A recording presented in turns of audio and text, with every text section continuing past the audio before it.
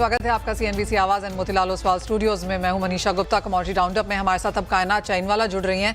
कायनात नमस्कार। आप जिस तरह से हमने तेजी लगातार बरकरार देखी है सोने चांदी में, दूसरा लगातार हफ्ता है सोने और चांदी की तेजी का और दूसरा लगातार हफ्ता है कच्चे तेल की गिरावट का। कच्चे तेल से ही शुरुआत कर लेते हैं और किस तरह से आप देखती हैं प्राइसेस अब आगे जाता हुआ। कायनात से यहाँ पर जुड़ने की कोशिश करेंगे, लेकिन मीनवाइल आपको वो प्राइसेस दिखा दें जहाँ पर चांदी अभी भी 2,05,000 के ऊपर कारोबार कर रही है। सोने में कुछ मुनाफा वसूली ज़रूर देखने को मिली है और जहाँ तक कच्चा तेल है, जैसे मैंने आपको बताया गया, दूसरा ऐसा लगातार हफ्ता है जब यहाँ पर गिरावट हमने कच्चे तेल में आते हुए देखी है। 5 साल के निचले स्तर के आसपास कच्चे तेल में फिलहाल कारोबार। कायनात कैसे देखती हैं आप कच्चे तेल को?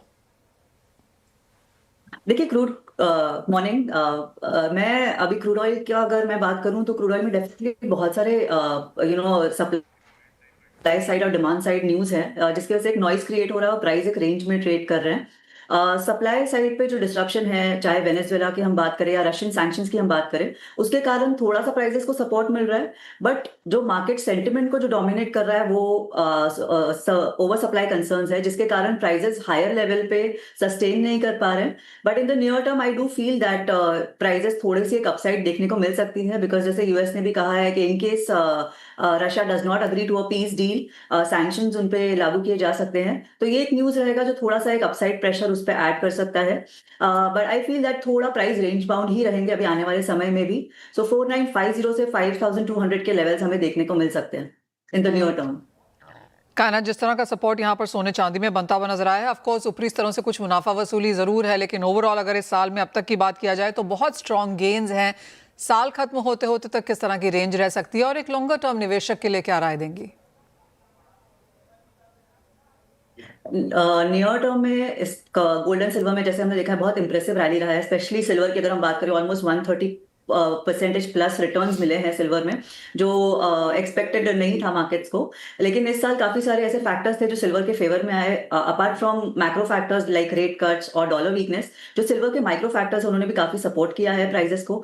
एंड अभी भी अगर आप देखिए अवेलेबल इन्वेंट्रीज जो है कॉमेक्स पे वो लो है और शांघाई पे भी इन्वेंट्रीज डेकेड लोज पे है, और फिजिकल मार्केट टाइटनेस भी है जिसके कारण एक सप्लाई स्क्वीज का कंसर्न बना हुआ है। तो डेफिनेटली ओवरऑल ट्रेंड तो बुलिश ही है, but in the near term I will be little cautious because बहुत एक अच्छी हमने तेजी देखी है इस मार्केट में। सो नियर टर्म में हम एक थोड़ा सा एक रेंज बाउंड ट्रेड एक्सपेक्ट करके चल सकते हैं in gold and silver both, because markets अभी जैसे इस वीक भी हमने देखा कि यूएस का जो भी डेटा आया था it did not shift any expectations. Fed rate cut के जो एक्सपेक्टेशंस है वो मोर और लेस सेम ही रहे। तो मार्केट्स अभी फ्रेश क्यूज के लिए वेट कर रहे हैं। Unless and until that comes हमें एक गोल्ड एंड सिल्वर में एक रेंज बाउंड ट्रेड देखने को मिलेगा इन the near term. And finally aluminium आपकी स्क्रीन पे लेके आएंगे, क्योंकि मोजाम्बिक की तरफ से यहाँ पर कुछ चिंताएं हैं प्रोडक्शन को लेकर। एल्यूमिनियम में जिस तरह की बढ़त देखने को मिली है, कायनात कैसे देखती हैं आप उसे? ऑफकोर्स कॉपर जिंक दोनों ही जगह यहाँ पर तेजी है, लेकिन एल्यूमिनियम पिछले 24 घंटे में यहाँ पर बेहतर परफॉर्मेंस दिखाता हुआ नजर आया है। जी, एल्यूमिनियम में एक तेजी हम कंटिन्यूसली एक्सपेक्ट ही कर रहे हैं, बुलिश ही लग रहा है। इनफैक्ट अगर मैं कॉपर, एल्यूमिनियम और जिंक में देखूं तो एल्यूमिनियम मुझे सबसे ज्यादा बुलिश लग रहा है अभी, बिकॉज कॉपर के केस में तो मैक्रो कंसर्न्स भी जो होते हैं थोड़ा सा अपसाइड एक लिमिट हो जाता है। बट एल्यूमिनियम के केस में सप्लाई डिस्ट्रप्शंस या आउटपुट कैप की बात करें चाइना से, ये सारे जो फैक्टर्स हैं अमिड इंप्रूविंग डिमांड साइड, ये एल्यूमिनियम प्राइसेस को सपोर्टिव रखेगा। And in the near term we can expect prices to move up towards 287 to 290 levels. Alright, तो तेजी यहाँ पर बरकरार रह सकती है जहाँ तक मेटल्स की बात है, चाहे वो गोल्ड सिल्वर है या एल्यूमिनियम है फॉर दैट मैटर। जहाँ तक कच्चे तेल की बात है, कुछ प्रेशर की एक्सपेक्टेशंस आगे जाते हुए फिलहाल भी। कायनात, बहुत शुक्रिया साथ जोड़ने के लिए, वो तमाम स्ट्रैटेजीज शेयर भी करने के लिए। वेल, इसके बाद अब राय यहाँ पर बना लेते हैं चीनी पर, जहाँ पर हमने काफ़ी सारी स्टेटमेंट्स यहाँ पर फूड सेक्रेटरी संजीव चोपड़ा की तरफ से आती हुई देखी, और साथ ही साथ कुछ कंसर्न्स यहाँ पर लगातार मार्केट्स में भी हैं, चाहे वो शुगर एमएसपी को लेकर है, डाइवर्जन है, या फिर एक एक्सेस सिचुएशन जिसके साथ चीनी की सेक्टर फिलहाल यहाँ पर इसको डील कर रहा है। हमारे साथ दालमिया भारत शुगर के डिप्टी एग्जीक्यूटिव डायरेक्टर कपिल नीमा जुड़ रहे हैं। कपिल नमस्कार। और क्लियरली पिछले 24 घंटे शुगर इंडस्ट्री यहाँ पर एनालाइज कर रही है कि संजीव चोपड़ा जी ने क्या कहा और उसके क्या मायने हैं। कोई टाइमलाइन, डेडलाइन यहाँ पर नहीं है कि कब तक ये बदलाव किए जाएंगे, लेकिन जिस तरह की कॉन्वर्सेशंस है कि शुगर कंट्रोल ऑर्डर को अलाइन किए जाने की जरूरत है इंडस्ट्री के साथ, किस तरह का अलाइनिंग और क्या एक्सपेक्टेशंस यहाँ पर मिल्स की तरफ से है? Manisha, good morning. This is ये डिमांड तो आपको पता है शायद फ्रॉम द शुगर इंडस्ट्री काफी सालों से चल रही है कि आप हर साल हम देखते हैं कि एफआरपी का इंक्रीज कभी ज्यादा कभी कम बट कंसिस्टेंटली होता जा रहा है. So we have been demanding from government और रिक्वेस्टिंग फ्रॉम गवर्नमेंट कि आप जो एमएसपी है शुगर की उसके साथ उसका एक लिंक रखिए, ताकि अगर हमारा रॉ मटेरियल प्राइस का इंक्रीज हो रहा है तो उसके साथ साथ शुगर के प्राइसेस पे इम्पैक्ट ना आए, सो दैट जो केन पेमेंट्स होने हैं, जो 14 डेज का मैंडेटरी टाइम पीरियड है, उसमें हम टाइम से केन पेमेंट कर पाए और फार्मर्स पे कुछ ऐसे आउटस्टैंडिंग या केन एरियर्स ना बढ़े. सो उस हिसाब से it's a very positive sign that government has been considering this. And this year अभी तक तो ऐसा लग रहा है कि गवर्नमेंट ने इसको काफी सीरियसली टेकअप किया है. We are slowly getting into a very surplus season. The 25-26 overall we are expecting on a gross level between 34 to 34.5 million tons का शुगर का प्रोडक्शन एक्सपेक्टेड है. Next year with good rainfalls have which happened this monsoon and even next monsoon, so far जो भी indications आ रहे हैं is indicating again to a good monsoon. The sugarcane में farmers का interest बना रहेगा, so we are expecting even a slightly bigger crop than this year next year. इसलिए बहुत जरूरी है कि हम टाइमली अगर एमएसपी पे एक्शन ले पाए, जिससे जो कंटिन्यूटी है, एक जो शुगर मिल्स की वर्किंग कैपिटल की कंटिन्यूटी है, जो कैश फ्लोज की कंटिन्यूटी है, which is required both for sugar and ethanol production, वो एक बनी रहे for the industry. Kapil, as of now of course काफी सारी मिल्स ने कहा है कि अरियर्स का इशू आ सकता है अगर हम एमएसपी में चेंज होता हुआ नहीं देखते. तो एज ऑफ नाउ कितनी बड़ी ये कंसर्न है और कितना टाइमलाइन के लिए आपको लगता है कि मिल्स होल्ड ऑन कर सकती हैं विदाउट अ प्राइस रिविजन या स्ट्रॉन्गर एक्सपोर्ट्स या एथेनॉल डाइवर्जन? ये तीनों ही चीजें एज ऑफ नाउ थोड़ा सा क्वेश्चन मार्क में है. सरकार लगातार इसके बारे में बात करती रही है, लेकिन हमने अभी तक कोई नोटिफिकेशन इस मामले में आता हुआ नहीं देखा है. सी आप जब मतलब अगर हम एग्जांपल लें, एक 5000 टीसीडी की जो मिल होती है, रफली पूरे सीजन में करीब 250 करोड़ का गन्ना खरीदती है ना. वो 250 करोड़ के शुगर केन के परचेज के लिए they are totally dependent on sugar on the banks.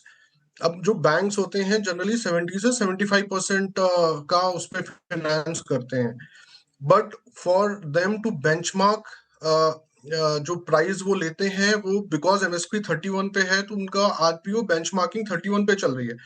तो उसके हिसाब से आपको करीब 250 करोड़ के सामने आपके पास 170-175 करोड़ की वर्किंग कैपिटल आपको मिल पाती है, जो आपको सीजन में यूज करनी पड़ती है. यही अगर एमएसपी बढ़ती है 37-38 की हो जाती है, तो this will give additional benefit of at least 50 crore पर मिल. And I mean, we have 520, 530 mills, so it will give a lot of liquidity in the sugar sector, which will bring up specifically. It's very important कि जो stability की जरूरत है, because आपने देखा है कि जो ethanol का diversion भी कम हुआ है, so there is a lot of sugar which looks like will be sitting in the sugar stocks in the mill's warehouse.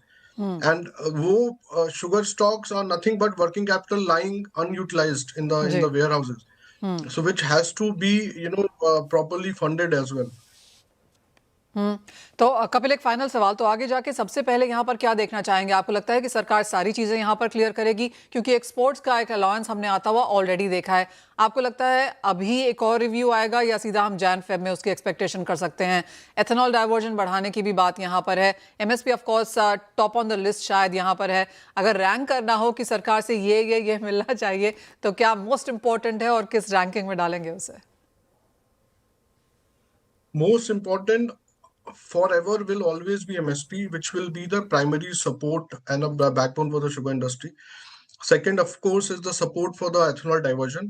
Export is a continuous process, and export का जो review है वो हर महीने होता रहेगा. We will keep seeing how the pace grows. And अभी हमारे पास already 15 lakh ton का अप्रूवल गवर्नमेंट ने दिया हुआ है. अभी मार्केट में ओवरऑल जो कॉन्ट्रैक्ट्स हुए होंगे वो 1 लाख से 1,20,000 टन के बीच में हुए हैं वर्ल्ड मार्केट के लिए। सो अभी हमारे पास बहुत गैप है जब तक ये शुगर एक्सपोर्ट के कॉन्ट्रैक्ट्स हो जाएं।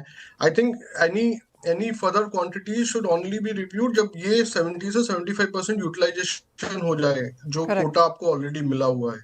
Because like I said earlier, world market भी स्लोली एक सरप्लस सीजन की तरफ जा रहा है। The better crop expectations from Thailand, better crop from Europe, Pakistan, Brazil. So there is, अभी हम वर्ल्ड मार्केट को इस समय डराने की जरूरत नहीं है। हमारे पास शुगर, अभी हमें भी नहीं पता कि how the production will come. It's very too early that हम कोई भी एडिशनल एक्सपोर्ट की बात करें। अभी जो है हम करेक्ट। उसको अच्छे से यूज करें। We get it placed. We have a nice 3, 4, 5 months window जिसमें Indian sugar can get placed in the Indian subcontinent itself. या उसको यूज करना चाहिए एंड देन अप्रैल और मई में दोबारा एक बार रिव्यू कर सकते हैं कि हम और एक्सपोर्ट क्या कोटे की करने की जरूरत है जरूरत और व्हाट इज द सिचुएशन। आपकी भी है। फिगर हमें क्लियर हो जाएगी। जी हाँ, कपिल बहुत शुक्रिया साथ जुड़ने के लिए। तो ऑफकोर्स फूड सेक्रेटरी Thank के you. रिमार्क्स यहाँ पर काफ़ी पॉजिटिव हैं, लेकिन जब तक हम ऑन ग्राउंड यहाँ पर कुछ बनता हुआ नहीं देखते तब तक मिल्स की जो चिंताएं हैं वो यहाँ पर बरकरार हैं। वेल, इसी के साथ एक ब्रेक का समय है, लौटेंगे तो हम आप लेकर आएंगे अपनी खास पेशकश बॉन्ड स्ट्रीट। आवाज in India bonds presents bond street. Bond street में हमारे साथ आज जुड़ रहे हैं ए बाला सुब्रमण्यम, ये मैनेजिंग डायरेक्टर एंड सीईओ हैं आदित्य बिरला सन लाइफ एसेट मैनेजमेंट कंपनी के। बाला, बहुत शुक्रिया हमारे साथ आज यहाँ पर जुड़ने के लिए। और आप मार्केट में कब से हैं और पिछले 2 डेकेड्स में किस तरह के चेंजेस आपने इस सेगमेंट में आते हुए देखे हैं? थैंक यू, धन्यवाद मनीषा जी। म्यूचुअल फंड में तो जुड़ा हुआ actually since 1992। Before joining Birla I was with the public sector mutual fund. तब से बॉन्ड मार्केट में जुड़ा हुआ actually. We have seen pre Harshad Mehta scam and the bond market happened and post that and last अगर 30 साल से अगर देखें clearly bond market में the relation to the monetary policy is very high and bond market में एक हमेशा रहता है actually that जो return जो आते हैं वो सही है actually क्योंकि जो कूपन जो कमाते हैं that is actually the return. So bond market is actually a mix of money market instruments and then corporate bonds, government securities market, बड़ा market government securities market का और SDLs which is basically the state government का जो bond जो है. So तब से actually bond market में 92 onwards है. So I've been trading and investing and कभी bet भी लेते हैं, कभी short term bet भी ले लेते हैं, कभी long term bet ले लेते हैं. Portfolio construction करने के लिए bond market बहुत साल से जुड़ा हुआ actually. Also bond market evaluation, I can say how the evaluation happened. So interest rate का so I used to invest in bonds when the bond yields used to be about 25%. So I remember having invested GE Capital bond invested in India with the backstop facility with the GE in US. Okay. So they are borrowed at 25%. Some of these companies like Kotak Mahindra Finance and they all used to borrow in those days. I'm talking about 94, 95. The issuance of bonds, most of the companies used to rise for funding their growth needs only through the bond. So कल last 2-3 साल से equity में I think बहुत मोहम बन गया है but otherwise historically if you look at most of the government का fiscal deficit और स्टेट गवर्नमेंट फिस्कल डेफिसिट और इवन कंपनीज का जो डेफिसिट जो है जो फंडिंग करने के लिए बॉन्ड मार्केट ग्रोथ के लिए this used to happen to the bond market. So मेरा of course relationship goes to the bond market since 92. किस तरह का AUM as of now market का है और कैसे आपने उसका ग्रोथ आता हुआ देखा है लेट्स से पिछले 5-6-7 साल में? अगर 7 साल में ऑफकोर्स बॉन्ड मार्केट में फ्लोज उतना नहीं है क्योंकि mutual fund is large player. Right. In fact जो मनी मार्केट यील्ड को जो बनाया सो पहले के जमाने में there is no bond market perfect yield curve. When I mean bond market perfect आजकल में आप सेंसेक्स के लिए आप चार्ट बना सकते हैं. करेक्ट. अगर बॉन्ड मार्केट का यील्ड लेके और प्राइस का लेके अगर बॉन्ड मार्केट अगर चार्ट बनाना है in those days of 90s it was not that easy. जो ओपन मार्केट इकोनॉमी आया था which is basically completely the interest rate completely free environment करने के बाद प्लस म्यूचुअल फंड का जो लिक्विड फंड से लेके the bond market high and long bond market जो पोर्टफोलियो जो बनाना शुरू हुआ था तभी आपको म्यूचुअल फंड का पार्टिसिपेट बढ़ गया था. म्यूचुअल फंड जनरली रहना ओपन एंड फंड उसका वजह से बॉन्ड मार्केट में बहुत एक्टिव रहते थे. उसकी वजह से बॉन्ड मार्केट यील्ड कर्व बन गया. बट लास्ट 4-5 साल से bond market specially the private market, of course, bond market continues to remain vibrant, but large pool of money जो रिटेल इन्वेस्टर्स को जाना चाहिए मेरे हिसाब से बॉन्ड मार्केट के फ्लोस में, तो वो नहीं जा रहा था लास्ट 3-4 साल में. Other if you take 3-4 years बिफोर, I think mutual fund used to have 50-60% in the bond market investing. And उसका वजह से बॉन्ड मार्केट वाइब्रेंसी, जो डिमांड एंड सप्लाई, जो इतना डिमांड रहते हैं बॉन्ड मार्केट इश्यू करने के लिए, सॉरी इन्वेस्ट करने के लिए, उतना सप्लाई भी आते थे कॉर्पोरेट से. And therefore it used to be the continuous exercise. दूसरा भी हो गया actually, of course if it high fiscal deficit अच्छा के लिए बॉन्ड मार्केट के लिए, क्योंकि इतना डेफिसिट है उतना आपको सप्लाई करेंगे बॉन्ड मार्केट में. सो इन्वेस्टर्स के लिए उतना फायदा भी हो जाता है एक्चुअली. बट लास्ट 3-4 साल से गवर्नमेंट का भी एक इरादा तो है, बट फिस्कल डेफिसिट कैसे घटा, कैसे नीचे लेके आना है. Right. So we have seen a significant progress on that space. Absolutely. Corporates का भी पहले बॉन्ड मार्केट को बोरो करके they used to in fact there are two markets, right? Term loan market and bond market. Most of the companies used to find it easy to borrow from bond market, क्योंकि bond market में थोड़ा सस्ते भी मिलते थे, market price driven में आपको yields मिलते थे. Actually if you go to term loan market, कभी-कभी term loan market actually ज़्यादा pricing बढ़ेगा, whereas if you go to bond market आपको borrowing rate थोड़ा कम भी हो सकता है actually. So this is the way I think most of the companies used to do. But वो actually last 3-4 साल से वो थोड़ा कम हुआ है actually, because पर अगर हम 2025 के नंबर्स देखें तो कुछ इंप्रूवमेंट भी आती हुई नजर आई है. improvement आ रही है. जिस तरह के नंबर्स और जिस तरह के वॉल्यूम्स हमने इस साल में आते हुए देखे हैं, आप कहेंगे अवेयरनेस यहाँ पर ज्यादा आ रही है और आपको लगता है कि यहाँ से नंबर्स कुछ बेहतर होंगे, स्पेशली गिवन द फैक्ट कि नीति आयोग की रिपोर्ट भी काफी सपोर्टिव है. नहीं, बॉन्ड मार्केट में ऑफ कोर्स एक तो as I mention yield is real. जो कूपन जो बोलते हैं, अगर 7% का अगर कूपन है, 7% आपको पक्का मिलेगा. If you lose money on the capital, मेरे हिसाब से it happens once in life time types. So therefore that's something which I think appealing to the investors. Second is issuers के लिए, जो बॉन्ड मार्केट इश्यूअर्स करने के लिए उनको भी बैलेंसिंग करना पड़ेगा. अगर हर चीज आपको फंडिंग, आप growth funding cannot do only through the equity capital market. You have to have a good mix of corporate bond market.